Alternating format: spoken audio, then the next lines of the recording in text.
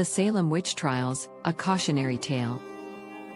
Imagine it is the dead of winter, 1692. In the small isolated village of Salem, Massachusetts, a group of young girls begins to suffer from a mysterious affliction. They scream, contort their bodies into impossible shapes, and complain of being pinched and bitten by unseen forces. The local doctor can find no physical cause.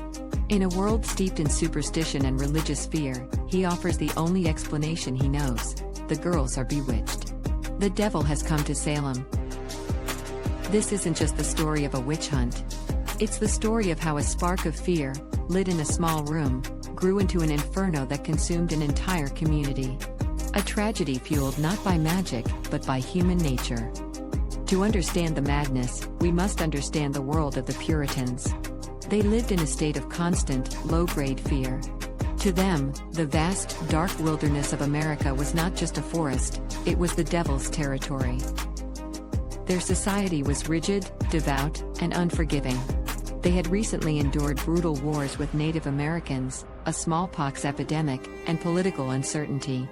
The community was a tinderbox of anxiety, waiting for a match. The Puritans believed the spiritual world was as real as the physical one. They believed the devil was a real, active presence, constantly seeking to tempt them and destroy their city upon a hill. Back in Salem, the afflicted girls are pressured to name their tormentors. Under intense questioning, they point their fingers at three women on the lowest rungs of the social ladder. The first was Sarah Good, a homeless beggar. The second, Sarah Osborne, a sickly woman involved in a property dispute. They were outcasts, easy targets. The third, and most crucial, was Tituba, an enslaved woman from the Caribbean in the household of the local minister. She was different, foreign, and therefore, suspect. After being subjected to brutal interrogation, Tituba confesses. But she doesn't just confess. She tells the magistrates a fantastical story of midnight rides, a pact with the devil, and a conspiracy of witches in Salem. Tituba's confession was the match that lit the fuse. It confirmed the community's worst fears. There wasn't just one witch, there was a coven. The hunt was on. The local magistrates, John Hawthorne and Jonathan Corwin, established a special court to hear the cases. This court would become the engine of the tragedy. The system they created was fundamentally flawed. The accused were presumed guilty. They were denied legal counsel. And the court accepted a form of evidence that was impossible to refute. It was called spectral evidence. The afflicted girls claimed they were being tormented by the specters, or spirits, of the accused. How could anyone prove their spirit wasn't doing something? The accused were now trapped in a perfect paradox. If you denied being a witch, the girls' fits would intensify, proving your guilt. If you confessed, you were spared execution but were forced to name other witches. The accusations began to spread like a contagion, moving from social outcasts to respected members of the community. No one was safe. The witch hunt became a cover for settling old scores. Long-standing neighborhood disputes over land and status were now being resolved with accusations of witchcraft.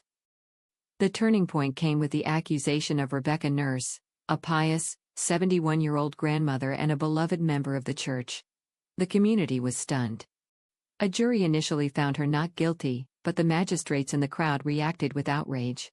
The jury was forced to reconsider, and she was condemned to hang. If a woman as respected as Rebecca Nurse could be a witch, then anyone could. The village had passed the point of no return.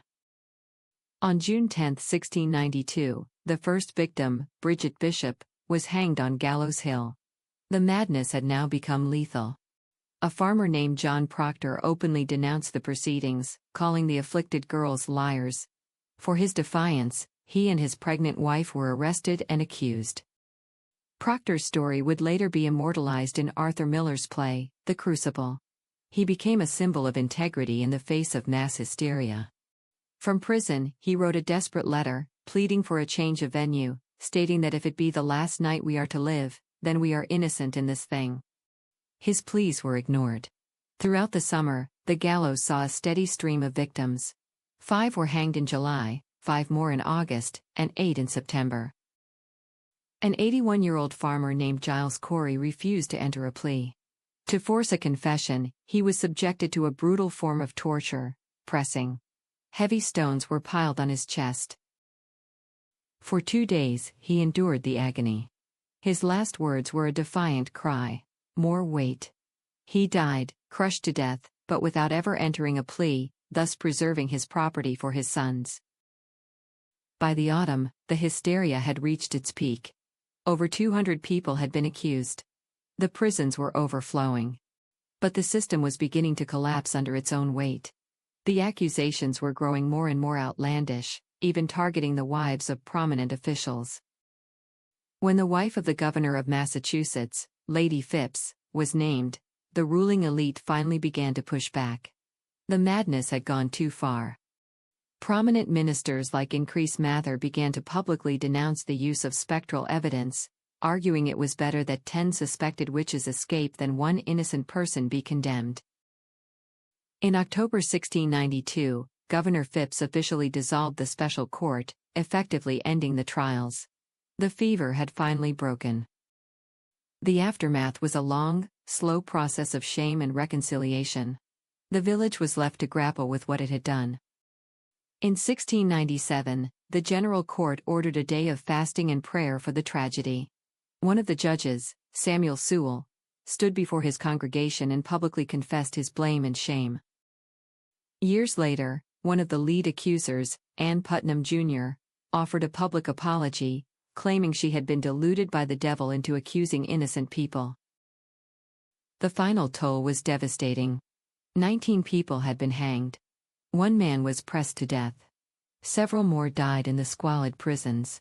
Lives, families, and a community were shattered. What really happened in Salem?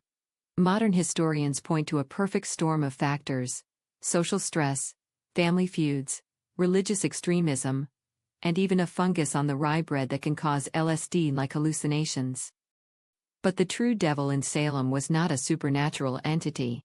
It was the dark potential that lies within human society itself. It was fear. Fear of the unknown, fear of the outsider, and fear of a world that seemed to be spinning out of control.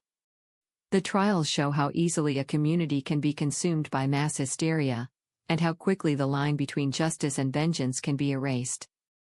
The Salem Witch Trials have become a foundational story in American history.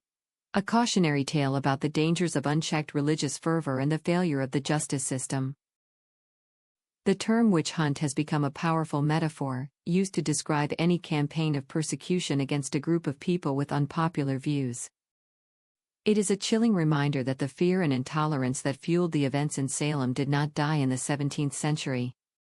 The ghosts of the victims still haunt the American consciousness, reminding us of the fragility of reason and the rule of law. They remind us what happens when a community trades evidence for accusation, and doubt for certainty.